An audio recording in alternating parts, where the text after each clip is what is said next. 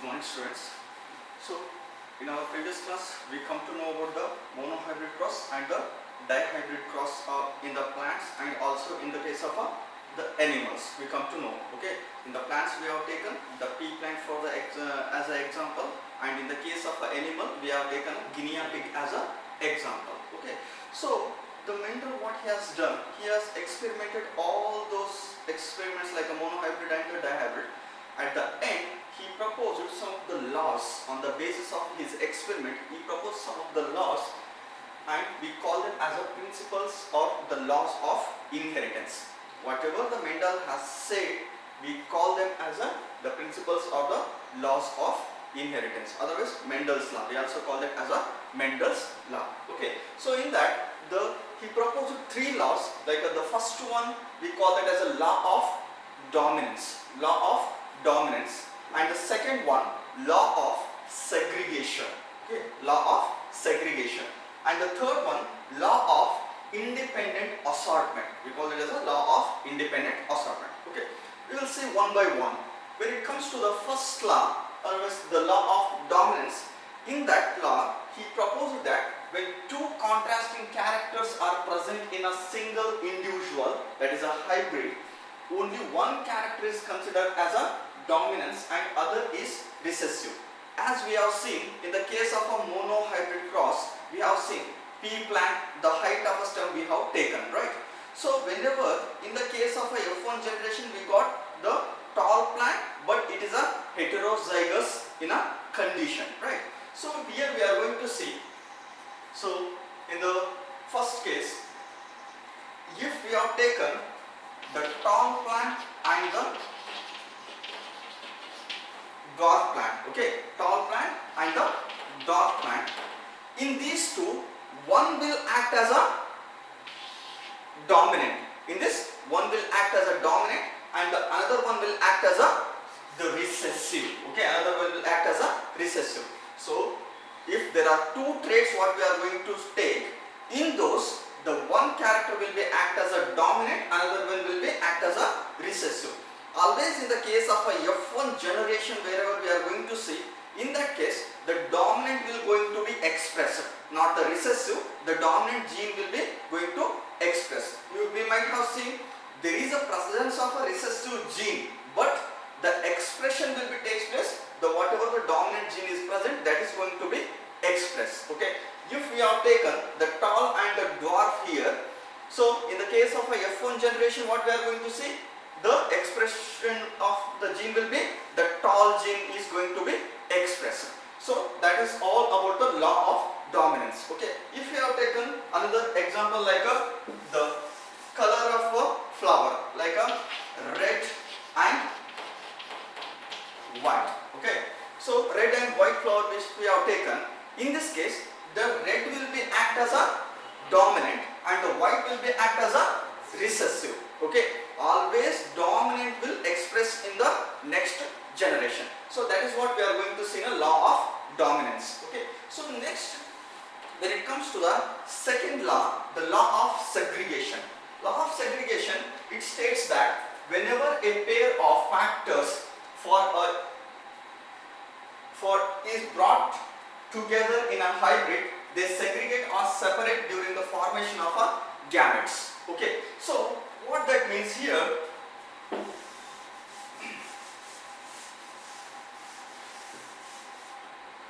in this case what happened, so in the F1 generation we are going to see, if we have taken example here, so red and the white flower. Okay, red and white flower.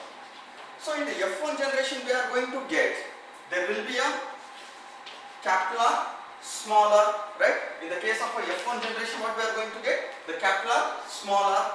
These are red flower, but it contains two different genes. Okay, one gene has come from a dominant, another one will come from the recessive. Okay, one gene is present from a dominant character and the another gene comes from the recessive character. But when it comes to the F2 generation, we are going to get the genotypic ratio will be 1:2:1. That means again when we are going to cross these hybrid plants,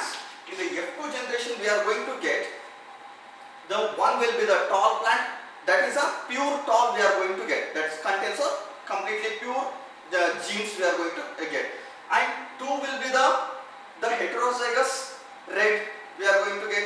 So this is a homozygous red and this will be the heterozygous red, and this one will be the homozygous white we are going to get. Okay, so that means they got separated, segregate. They use the word segregate, means separating. Okay, that means a separation. Okay, but in the case of the F1 generation they will mix it, but when it comes to the F2 generation, what will happen? Again they will get separate. We will get one pure red, another one will be the pure dark, one will be the mixed red. So this is what we are going to get in the F2 generation. So that is all about the law of segregation. Okay.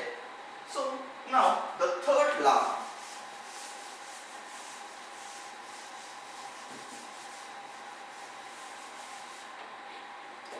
Third law states that the factors for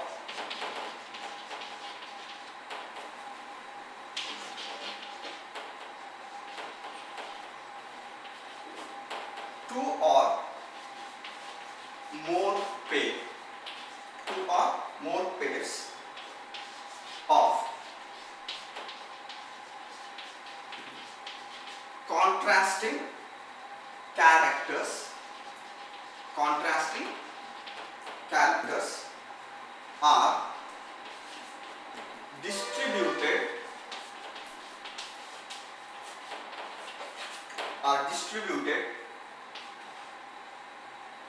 independently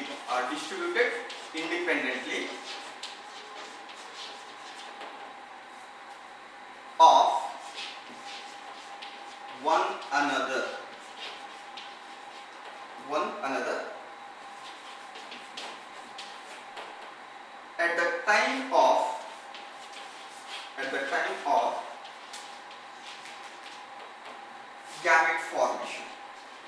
at the time of gamete formation. So this statement is of about the third law of inheritance, that is a law of independent assortment, that state that factors for two or more pairs of a contrasting characters are distributed independently of one another at the time of gamete formation. So here you can see that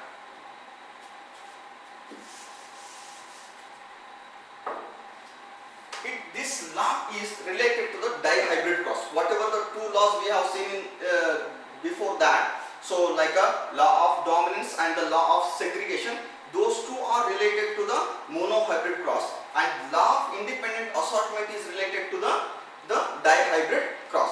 In this case, what will happen here? So in example here we have taken is a round yellow and wrinkled green. Okay, so for the round we will take capital R, and for the yellow we will take capital Y. Same in the case of a wrinkled green, small y. Independently assortment means here what will happen? So round and the wrinkled are they are shape of a seed, pea seed. Okay, then the yellow and the green are the color of a pea, right? Round and wrinkled, which has been related to the shape. Okay, shape, round and wrinkled. And when it comes to the color, it related to the it shows that yellow and the green. Okay, yellow and the green. What happens here? The independently assortments, the always round will dominate the wrinkle. Okay, round will dominate the wrinkle. The round will never dominate the green. Same in the case of yellow will dominate the green, it will not dominate the wrinkle. That means if it is a shape, the shape of the seed will dominate another shape of the seed. It is not going to dominate the color. If it is a shape of a seed, it will dominate another shape of the seed. It is not going to be dominate the color of the seed. If it is a color of the seed, it only dominate the another color of the seed. will never dominate the shape of the seed. Okay, so you can see here, round will dominate only the wrinkle. Round always dominate the wrinkle one. It is not going to dominate the green or some other thing. And same in the case of a yellow will dominate the green. It is not going to dominate the wrinkle. Okay, ಈಗ ಒಂದು ವೇಳೆ shape ಇತ್ತು ಅಂತಂದ್ರೆ it will dominate only the another shape. ಅದೇ ತರ ಒಂದು ವೇಳೆ color ಇತ್ತು ಅಂತಂದ್ರೆ it will dominate the another color. Okay, so that's how.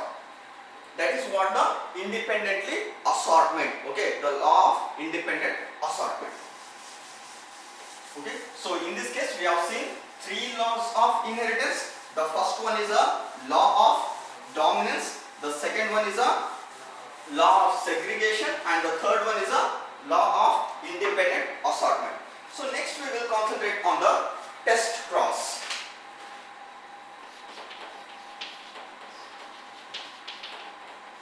Test cross. Okay. So it is a method of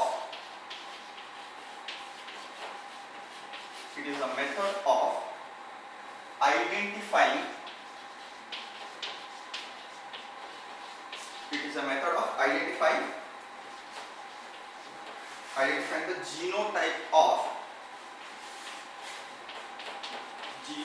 of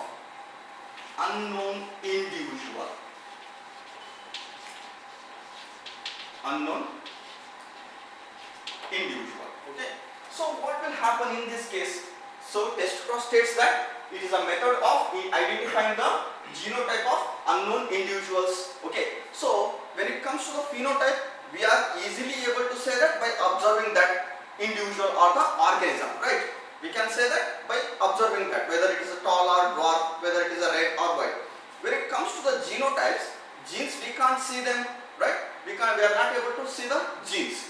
So that is why we have to identify which type of gene that plant. We are easily able to say that this is a tall plant, right? We are able to say one, if we have taken two plants, by observing that it is a tall plant we will say. But which type of genes which are present in that, are we able to say that? We are not able to say that. Which type of genes which are there. To identify that, we have to cross that with the another individual. So that's what we call it as a test cross. Okay, so in this case there are two test crosses there. Monohybrid test cross.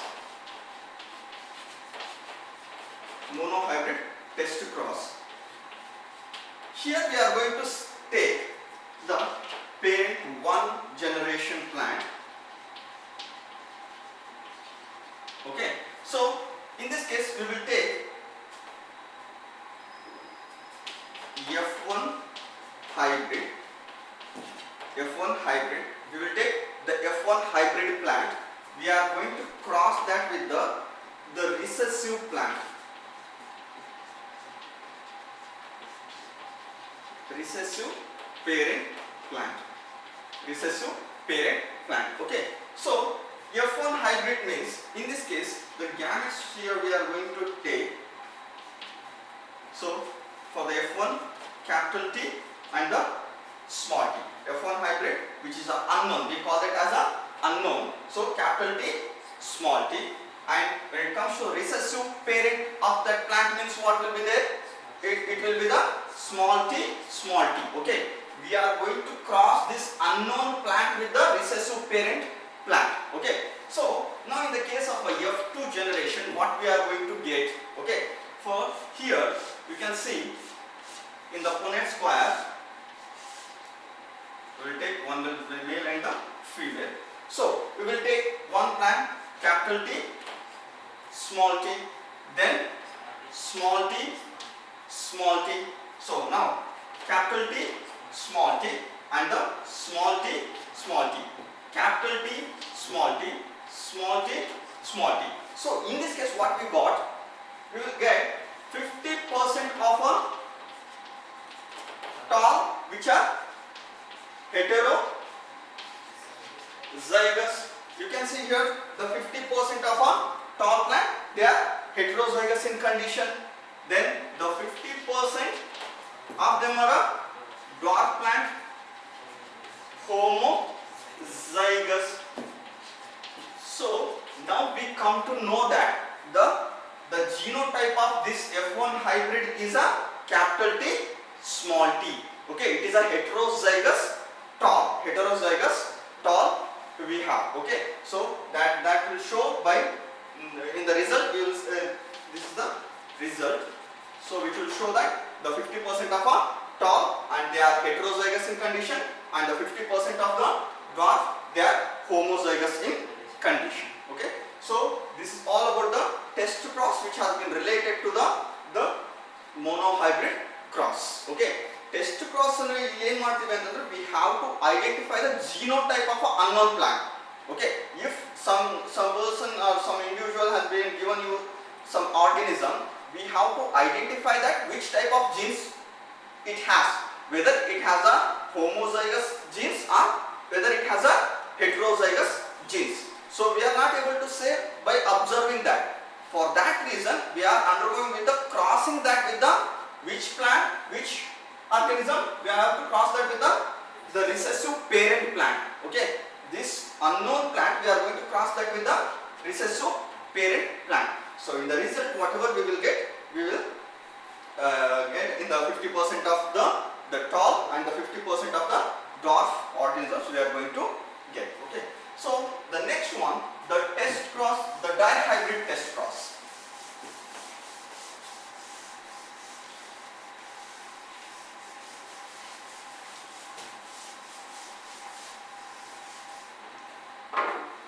So dihybrid test cross.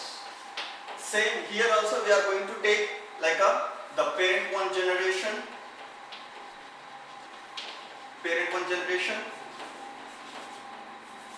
capital R, small r, capital Y, small y. Okay, so this is the F1 hybrid. This is the F1 hybrid. We have to cross that with the recessive parent. We have to say that it is a recessive parent. Recessive parent. That will be the small r, small y, small y, small y, small r, small y, small y. Okay. If you have taken the gametes here, if you have taken the gametes, like it will undergo with the meiosis process, right? Meiosis